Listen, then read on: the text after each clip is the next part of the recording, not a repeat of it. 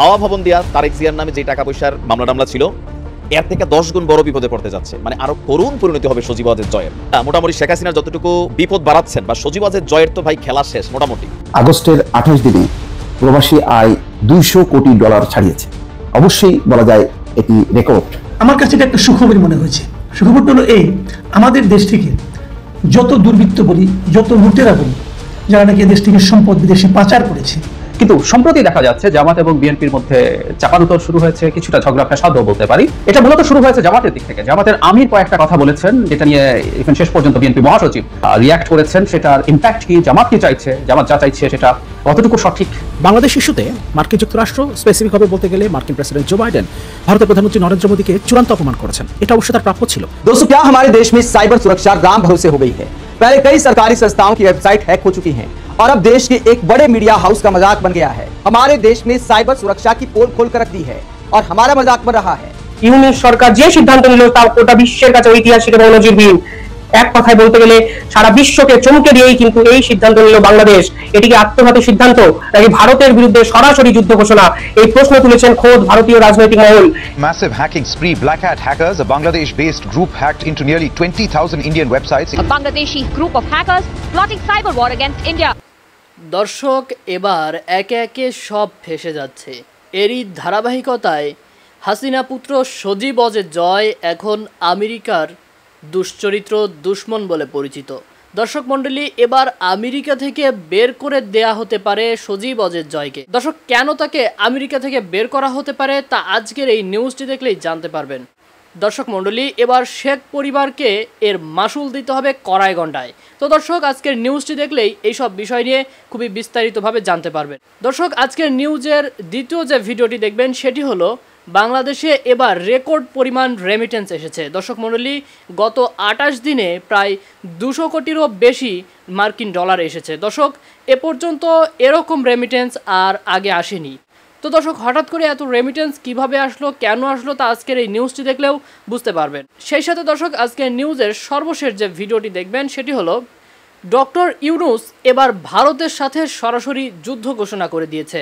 দর্শক, এর আগেও কিন্তু আমরা এরকম ধরনের কথা শুনেছি, ভারতের বিপক্ষে ডক্টর ইউনূস কথা বলেছে, কিন্তু হঠাৎ করে এখন সরাসরি যুদ্ধ ঘোষণা করে দিয়েছেন ডক্টর ইউনূস। দর্শক, আদৌ এটা সত্যি কিনা আজকের এই নিউজটি দেখলেও সেটা বুঝতে পারবো। দর্শক মণ্ডলী, আমি আর বেশি কথা বলবো না, চলুন দেখে আসবো আজকের সেই কাঙ্ক্ষিত ভিডিওগুলো। তার আগে বলবো, যারা এখনও চ্যানেলটি সাবস্ক্রাইব করেনি অবশ্যই চ্যানেলটি সাবস্ক্রাইব করে পাশে থাকা বেল আইকনটি ক্লিক করে দিন। আর যারা ইতিমধ্যেই চ্যানেলটি সাবস্ক্রাইব করেছেন তাদেরকে অসংখ্য ধন্যবাদ। তো চলুন দর্শক, ভিডিওটিতে একটি লাইক দিয়ে আমরা ধারাবাহিকভাবে সবগুলো ভিডিওর আলোচনা দেখে আসি। হাওয়া ভবন দিয়া তারেক জিয়ার নামে যে টাকা পয়সার মামলা ছিল এর থেকে 10 গুণ বড় বিপদে পড়তে যাচ্ছে। মানে আরো করুণ পরিণতি হবে সজীব ওয়াজেদ জয়ের। এবার আসেন ঘটনা কি। আইনমন্ত্রী আনিসুল হক এবং সালমান এফ রহমান এই দুইজন মিলা মোটামুটি শেখ হাসিনার যতটুকু বিপদ বাড়াচ্ছেন বা সজীব ওয়াজেদ জয়ের তো ভাই খেলা শেষ মোটামুটি। এখন ইয়ানাফসি করা উচিত যে আমেরিকা থেকে আবার নিয়ে আসে কিনা, তবে এত সোজা না। তবে আমেরিকা তো ঝামেলায় পড়তে যাচ্ছে। রিমান্ডে একের পর এক রিমান্ড চলছে। সালমান এফ রহমানের চাঞ্চল্যকর তথ্য দিয়েছে যে আপনার অ্যাসালমের যে টাকা পাচারের ইস্যুটা আপনারা অনেকেই শুনছেন, তাই না? সেই অ্যাসালমের পাচার কি তোর অর্ধেক টাকা নাকি সজীব ওয়াজেদ জয় এবং শেখ রেহানা সহ তারা সেখানে টাকাটা নিছে। আর চেয়ে বড় কথা হচ্ছে, রিমান্ডে সালমান এফ রহমান বলছে যে নতুন নতুন প্রকল্প বের করার তাগাদা দিতেন শেখ হাসিনার পরিবারের সদস্যরা। নতুন প্রকল্প কেন?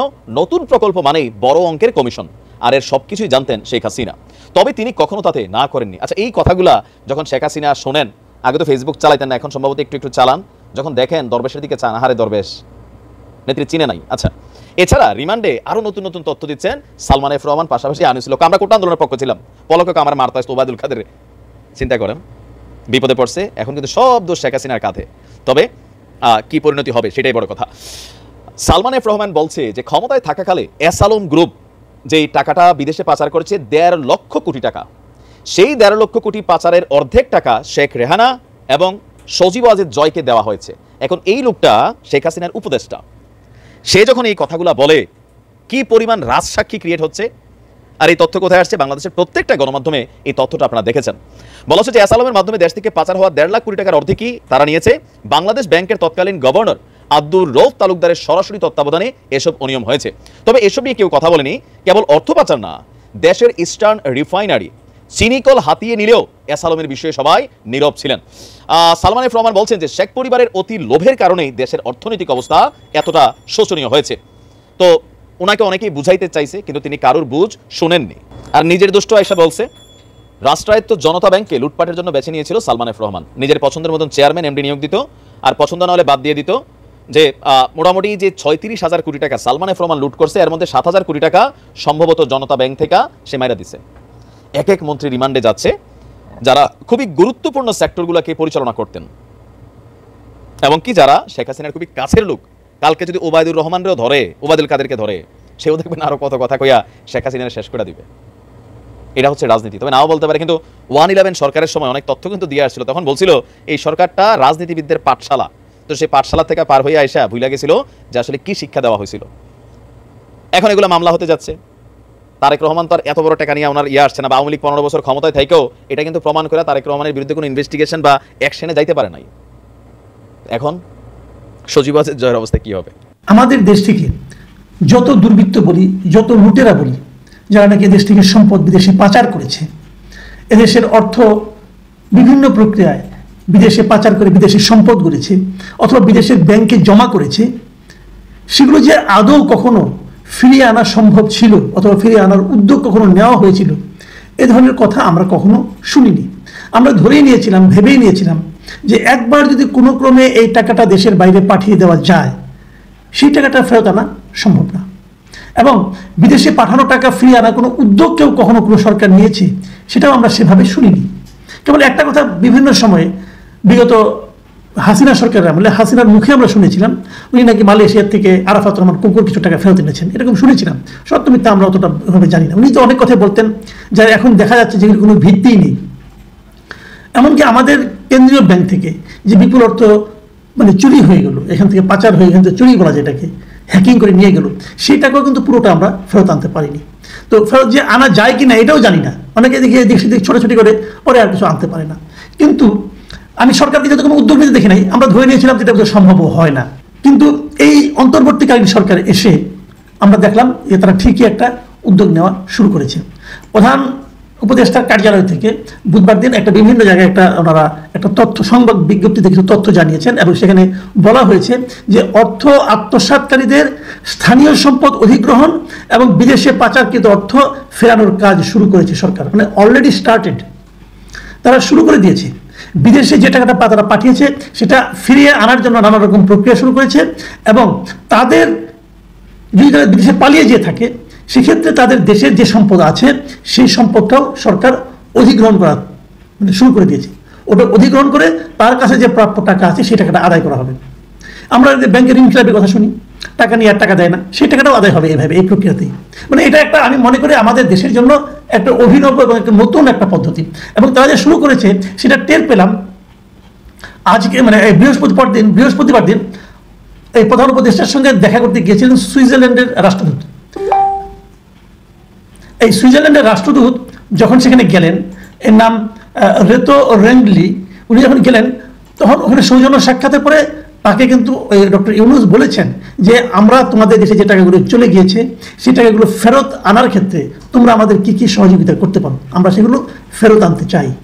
সুইজারল্যান্ডে কিন্তু সুইস ব্যাংক, আপনারা বুঝতে পারছেন অনেক অর্থ কিন্তু ওখানে গিয়েছে, এবং তিনি এই কথা বলেছেন যে এই কথাটা আমাদের দেশের স্বার্থেই ফেরত আনাটা খুবই জরুরি। ওনার এই বক্তব্য শোনার পর এই বিষয়টাকে যে সুইজারল্যান্ডের রাষ্ট্রদূত যে একদম উড়িয়ে দিয়েছেন তা কিন্তু নয়। তিনি বলেছেন, তিনি ওনার কূটনৈতিক ভাষাই বলেছেন যে সুইজারল্যান্ড সবসময় বিশ্বব্যাপী স্বীকৃত প্রক্রিয়া ও মানদণ্ড মেনে সহযোগিতা করতে ইচ্ছুক। মানে একদম যে বললে যে আমরা পারবো না, আমরা কাউকে দেই না ফেরত, তা না। কিছু পদ্ধতি আছে, সুইস ব্যাংকে জমা রাখা অর্থও কিন্তু তারা কিছু পদ্ধতি আছে যে ফেরত আনতে পারে। আমি যতটুকু জানি একটা পর্যায়ে তাদের একটা প্রক্রিয়া আছে, যদি রাষ্ট্রীয়ভাবে আমাদের এখান থেকে তাদের অনুরোধ করা হয় তখন তারা জমাকে টাকা অর্থ রাখা যিনি জমা রেখেছেন তার কাছে জিজ্ঞাসা করতে পারে তোমার এই অর্থের উৎসটা কি। উৎস তারা বলতে না পারে তখন সেটা রাষ্ট্রীয় অর্থ হিসেবে বিবেচনা করে হয়তো ফেরত দেওয়ার একটা পদ্ধতি আছে বলে আমি কিছুদিন আগে শুনেছিলাম।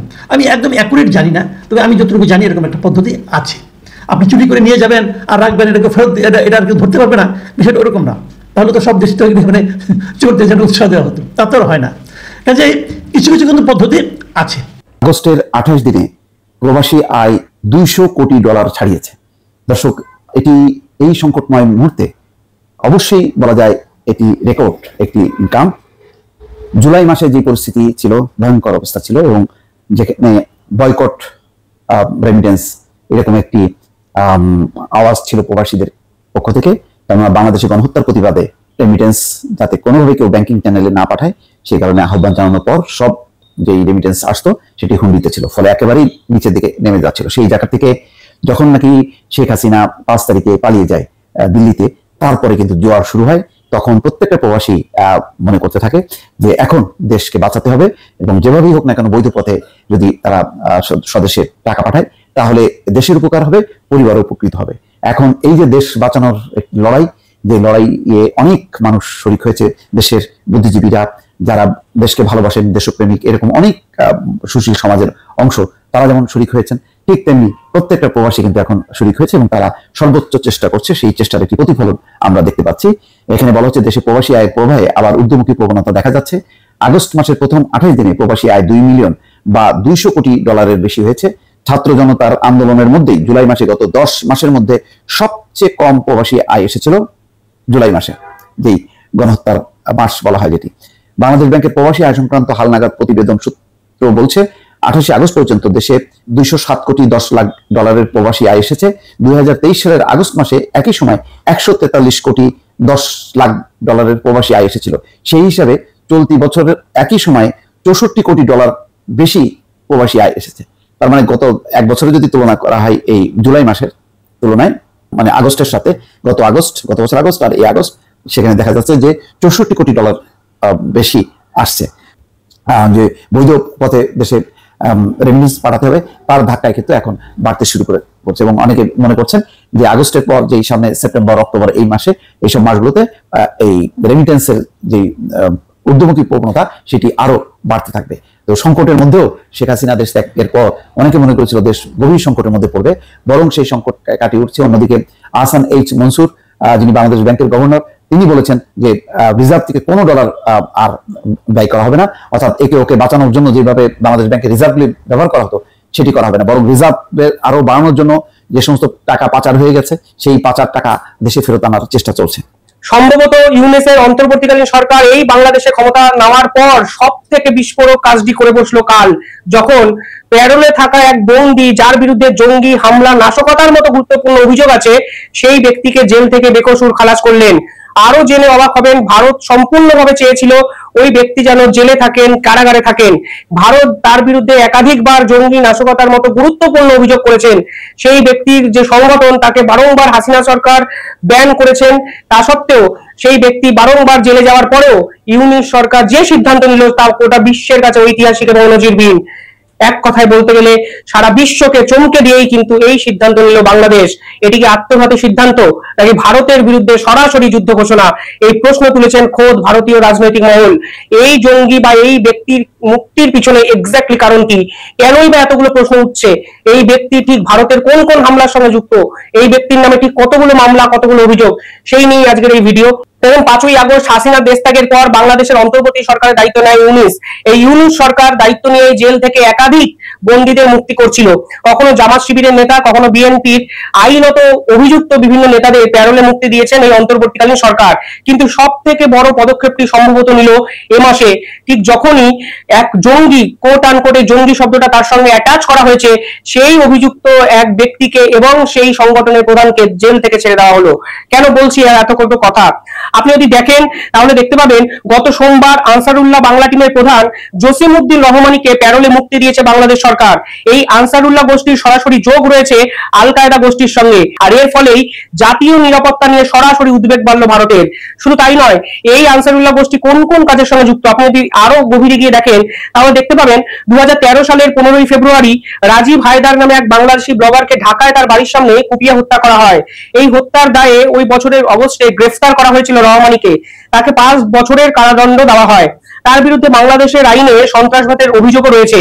শেখ হাসিনার আমলে 2015 সালে বাংলাদেশে নিষিদ্ধ করা হয় রহমানীর আনসারুল্লাহ বাংলা টিম বা এবিটিকে। এরপরে এই জঙ্গি গোষ্ঠীর নাম বদলে হয় আনসার আল ইসলাম। 2017 সালে আনসার আল ইসলামই নিষিদ্ধ করেছিল হাসিনা সরকার। গত সোমবার গাজীপুরের কেন্দ্রীয় কারাগার থেকে মুক্তি দেওয়া হয় রহমানীকে। শুধু মুক্তি দেওয়াই নয়, তাকে রীতিমতো এসকর্ট করে বাংলাদেশ সেনা নিয়ে যায় বাড়িতে, নায়কের সম্মান জানানো হয়। মুক্তি পেয়ে এই হুট খোলা গাড়িতে রীতিমতো সমর্থকদের উদ্দেশ্যে ভাষণ দেন এই নেতা। এবার প্রশ্ন হলো, এরকম এক নেতাকে ছেড়ে দেওয়ার ফলে ভারতের কপালে কেন ভাঁজ উঠলো? সেভেন সিস্টার থেকে শুরু করে উত্তর পূর্ব ভারতের একাধিক জঙ্গি নাশকতার পিছনে এই নেতা আছেন বলে ভারত সরকার মনে করেন।